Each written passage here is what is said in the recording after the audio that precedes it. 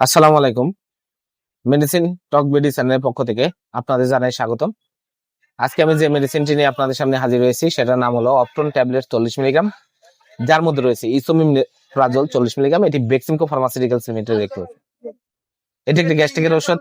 আজকে আমরা এই ভিডিওতে অপটন ট্যাবলেট 40 মিলিগ্রাম সম্পর্কে বিস্তারিত আলোচনা করবো। এটা মূলত কি কি রোগে কাজ করে থাকে, মাত্রা ও সেবনবিধি কি, পার্শ্ব প্রতিক্রিয়া কি, এই সকল দিকগুলো নিয়ে বিস্তারিত আলোচনা করবো।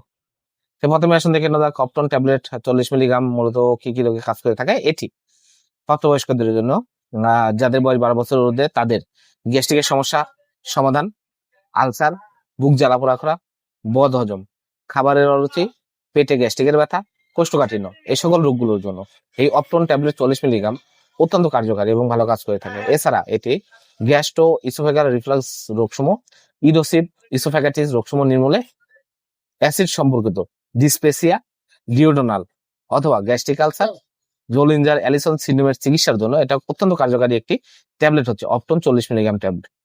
এবার আসুন দেখে নেওয়া যাক এর মাত্রা ও সেবনবিধি কি। এটি খাবার গ্রহণের 1 ঘন্টা পূর্বে সেবন করা উচিত অথবা খাবার গ্রহণের কমপক্ষে 1 ঘন্টা পরে এটা সেবন করতে হবে।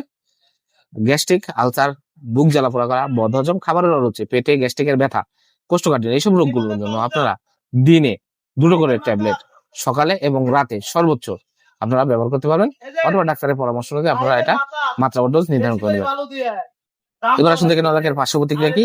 মৃদু ও অস্থায়ী পার্শ্ব প্রতিক্রিয়াগুলোর মধ্যে রয়েছে মাথা ব্যথা, ডায়রিয়া, বমি বমি ভাব, তলপেটে ব্যথা, কোষ্ঠকাঠিন্য, এইসব হতে পারে।